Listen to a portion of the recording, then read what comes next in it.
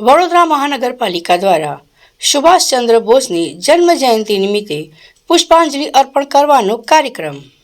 વડોદરા શહેરના વાડી વિસ્તારમાં આવેલી સુભાષચંદ્ર બોઝની પ્રતિમાને તેમની જન્મ જયંતિ નિમિત્તે વડોદરા મહાનગરપાલિકા દ્વારા પુષ્પાંજલિ અર્પણ કરવાનો કાર્યક્રમ યોજાયો હતો, જેમાં ખાસ ઉપસ્થિતિમાં વડોદરા શહેરના મેયર પિંકીબેન સોની તથા ડેપ્યુટી મેયર ચિરાગ બારોટ તથા ધારાસભ્ય કેયુર રોકડિયા તથા વિપક્ષ નેતા વડોદરા શહેર કોંગ્રેસ પ્રમુખ ઋત્વિક જોશી તથા કાઉન્સિલર અને હોદ્દેદારો કાર્યકર્તાઓની હાજરીમાં સુભાષચંદ્ર બોઝની પ્રતિમાને પુષ્પાંજલિ અર્પણ કરવામાં આવી હતી. તુમ મુझे खून दो मैं तुम्हें आज़ादी दूंगा અને જય હિન્દ જેવા નારા આપનાર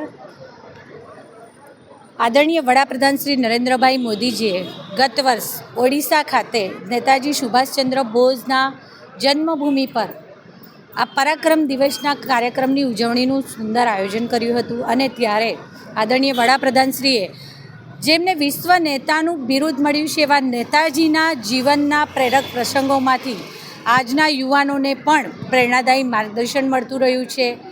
એમની બહાદુરી, એમનો દેશપ્રેમ અને દેશ માટે સર્વસ્વ ન્યોછાવર કરી દેવાની એમની ભાવના, જે તે સમયે આઝાદી માટે પોતે સિવિલ સર્વિસીસની પરીક્ષા પાસ કરી હતી. જો એ ધારત તો તેમણે અંગ્રેજોના શાસનમાં સારામાં સારી ઉચ્ચ અધિકારી તરીકેની નોકરી પ્રાપ્ત કરી અને સુખ સગવડને સુવિધાભર્યું જીવન ચોક્કસ જીવી શક્યા હોત, પરંતુ તેમણે દેશની આઝાદી માટે પોતે પોતાના કમ્ફર્ટ ઝોનને બાજુ પર મૂકી અને ખરા અર્થમાં પરિશ્રમને એમને પસંદ કર્યો હતો. એ સમય હતો જ્યારે આઝાદી માટે બધાએ એક થવાની જરૂર હતી. અત્યારે આદરણીય વડાપ્રધાન શ્રી નરેન્દ્રભાઈ મોદીજીએ ગત વર્ષના પરાક્રમ દિવસના કાર્યક્રમમાં ઉલ્લેખ કર્યો છે કે અત્યારે વિકસિત ભારતના સંકલ્પને સિદ્ધ કરવા આપણે સૌએ એક સાથે એકતાથી રહેવાની જરૂર છે. ત્યારે નેતાજીના તે સમયના જીવનના સંસ્મરણોને આજે પણ આપણે એમાંથી નિરંતર પ્રેરણા લઈ રહ્યા છીએ.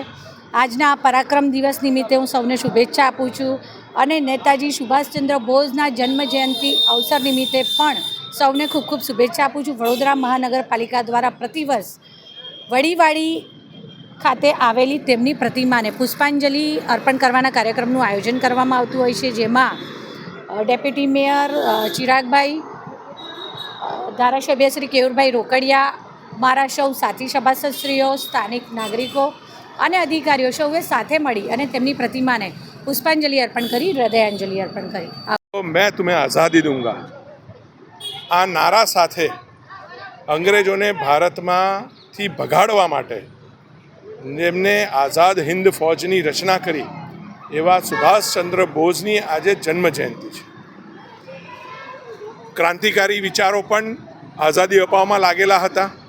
સ્વાતંત્ર્ય સેનાનીઓ પણ અહિંસાના માર્ગે આઝાદી અપાવવામાં લાગેલા હતા અને એની ઉપર દેશમાં અંગ્રેજોને ભગાડવા માટે સેના બનાવવી આ કોઈ નાનું પગલું નહોતું. એક નવા વિચાર સાથે પણ દેશને આઝાદ કરાવવાનું જેમને બીડું ઝડપ્યું હતું, જેના માટે સેના તૈયાર કરી હતી, આવા વ્યક્તિત્વનો જ્યારે આજે જન્મદિવસ છે, હું એમના ચરણોમાં વંદન કરું છું. આ વ્યક્તિત્વ એ હજારો લાખો લોકો માટે પ્રેરણારૂપ રહે અને જે ગુલામીની માનસિકતામાંથી દેશને બહાર કાઢવા માટેનું જે કામ આઝાદ હિન્દ ફૌજના માધ્યમથી કર્યું હતું, એમના માટે સમગ્ર દેશ, બાલ, અબૂદ, વૃદ્ધ આ તમામ એમને યાદ રાખશે. આપણે પણ એમના નકશા કદમ પર ચાલીને દેશની સેવા માટે અલગ અલગ આયામોમાં કામ કરવાની ટેવ પાડવી જોઈએ, એવો જ મારો અનુરોધ છે.